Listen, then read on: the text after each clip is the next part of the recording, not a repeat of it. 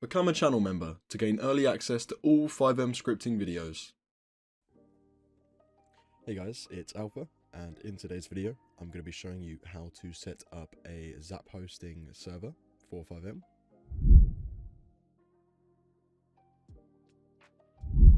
So to set up a ZapHosting server, you'll want to head to zaphosting.com/alpha, and that will take you to the FiveM setup page. As you can see here, the pre-installed game is 5TXadmin, but you can select from a long list of different choices in here. So I would recommend going with 5TXadmin, but for the simplicity of this tutorial, I'm just going to go for 5mod Linux. If you want a breakdown of what each different type can do, I do recommend reading this little prompt just here. If we scroll down, you can see the location of your server. So the default is Germany, but you can choose any that you like, and also you can do a ping check to see the ping from your location to the server of your choice. Scrolling even further down, we've got the game server slots. So this is how many players can join your server at one given time. So I'd say 32 is the recommended starting amount for a new server. If you go above 32 slots, you do need to, as you can see, get a FiveM Patreon membership to get more than, oh no, sorry, it's more than 48 slots, not 32 slots nowadays. So you can go up to 48 slots, like so. And the way that I like to do it is for each 10 slots that you've got, do an extra gigabyte of RAM. Since I've got basically 50 slots, I'm going to do an extra 5 gigabytes of RAM on my server. So then there's total 9.8 gigabytes of RAM.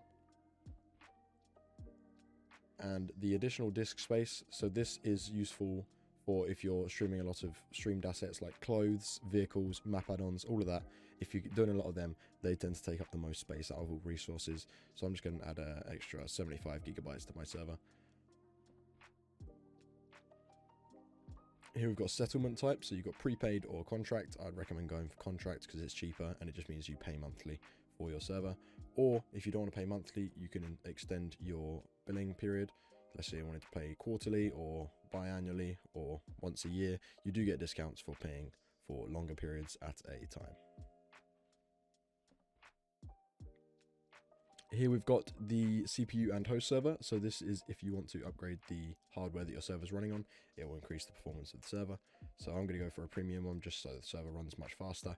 So you've got M.2 SSD, gaming CPU, and much faster RAM for the server as well. Own IPv4 address. This will give you a IPv4 that will retain even if you switch between games or types of FiveM server, and it will also use the default port for FiveM, which is 30120, giving you better DDoS protection as well. Speaking of DDoS, you've got DDoS Manager Overview. So this is if you don't have your own IPv4 address, you can get access to this. You'll already have access to this if you get your own IPv4, but if you get a DDoS attack, you can see where it came from and all the details about it to help avoid happening again in the future. So now we get to payment. So if I'm going to pay with PayPal, you can also go down to the use voucher and then put in my discount code ALFA and then redeem that, and that will give you a 20% discount. There you go. So now that I've put in the Alpha discount, it's given me 20% off the original price. So now it's only $64.18, and I can press buy now, and then that will purchase the server for me. So after purchasing the server, I just let it start up, which took about 3 minutes, and then now we're on the web panel page for the server. So the first thing you're going to see is that you've got your active game, which I've selected the Linux version, so that's what I've got installed. And you also see the IP address. This is what you'd need to connect to your server.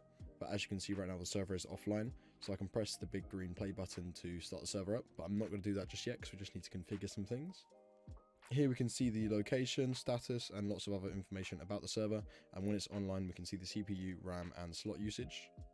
On the left here, we've got 3 panels. So we've got information, settings, and tools. If we extend the information panel, we can then see things like statistics, DDoS Manager, TebEx Shop, which is how you'd monetize your server, so you can do sales or donations through that. If we minimize the information panel and go to the settings panel, we can see we've got settings, configs, games, versions, resources, and restart planner. So we'll go into settings first. So in here we can see we've got restart game server after crash automatically. So that's if your server crashes, it will restart it for you without having to be here. We've got the server listing project name. So this is what comes up in the server list basically. So it'll just be ZapHosting by default, but we can change that. So I'll just change mine to Alpha's server, for example, and then that will change that. And then we've got the project description. So as you can see, it's basically the secondary text that shows up in the server listing. So I could say use code Alfa for 20% off, for example. Admins, so this is, you'd need to put in the Steam ID 64s of the players that you want to be admins, so you can get your Steam ID 64 and paste it in there, and you will be an admin on your server. Configure database, I would recommend just leaving that to configure automatically, but you can, if you know what you're doing, disable that and do it yourself. Language, so if resources have the language locals, then you can set it to English UK, English USA, for example, or whatever language you wish your server to be. Otherwise, you can just leave it as standard and configure yourself. Script hook, so this is if you want client-sided menus, so basically like a V menu, but on the client side. If you want that to be able to be used by people, then you can turn that on.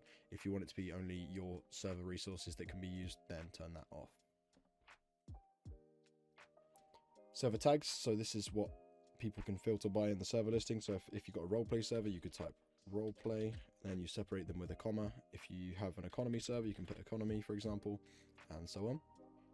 Game type, this doesn't actually change anything, it's just displayed on the FiveM server listing. So let's say you're doing roleplay, you could just put roleplay in there, for example.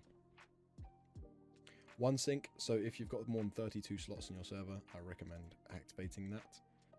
You've got your Steam Web API key, so if you are using Steam Web API resources, then you can put that into there basically. Here we've got the game build, so this is what DLC you want the game to be up to. So obviously you've got different versions, so this is the most up-to-date version as of when I'm recording this video. Down here you've got a bunch of resource specific settings that ZapHosting will support. So let's say Dunko VRP, which is a framework. If you install that, then you've got a setting here, but you'll need to install the plugin, which you can do just by pressing this link just here, and same for all the other ones. So if you wanted the loading screen one, you can just press that and it will install the plugin for you, but I'm just going to leave all of these disabled for now. At the bottom here you've got the game port, so obviously if you wanted to change this you can, but with my settings I cannot. So I'm just going to save all of my changes down here, and then we can go to configs next. So in configs we've got the server.cfg, so we can press the blue pen icon to open the file and change the server.cfg as we see fit, but I'm just going to abort that for now because I don't need to make any changes. On the versions, as you can see, it shows your currently installed version and the latest version, and you can change between them if you wish. So change game version, and this shows me all the versions that I can switch between. On the resources page, as you can see, these are all of the resources that ZapHosting support. So you can just press this single button and it will install the resource as easy as that. Restart planner is if you want your server to restart automatically once or twice a day, for example, you can do that. So you can just press add, and then we do daily, and then you add the time, and you can also do it so then if you want to start an offline server, it will do that as well, and that will just automatically restart the server as and when you wish for it to do so. Here we've got the FTP browser, so I've got all the credentials for an FTP connection. So I tend to use FileZilla, but you can use WinSCP if you so wish to. You can just press that button to download it, and then you can put in your credentials, and then you can access your server's files if you want to add custom resources within. So I'm just going to head back to the dashboard and start up the server, which is easy as just clicking, and then the server will start up. I can view the console just here to see the scripts that are running, just like on a local hosted server. There we go, so the server is now online. So what I can do now is boot up FiveM, and then I can paste in this IP just here, and I'll be able to connect to the server.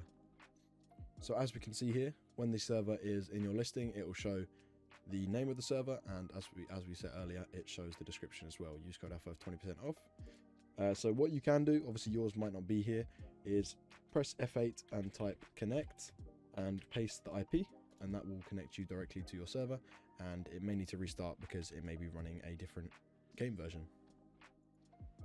And now we are into the server, so if there are other people on the server, you'll be able to see them. And if I go back to the web page, as you can see under players, it says 1 of 10 online. And if I press the I, it shows me and my Steam ID. So this is what I'd grab if I want to make myself an admin. So I'd copy that just there, Steam, : and then the string of text and characters, and then paste that into the admin section to make myself an admin. So that is absolutely everything that I can cover for the ZapHosting server guide. If you do decide to get yourself a ZapHosting server, there's lots of things I didn't cover, so please feel free to have a look around the web panels, and also there is a brilliant support team that's always waiting to give you assistance if you do need it. So that's everything for today's video. If you did enjoy, please leave a like, share with your friends, leave a comment of what you'd like to see in the future, and if you do need any FiveM support, join the Discord server linked in the description. We are always available and happy to help. And I will see you in the next one. Goodbye.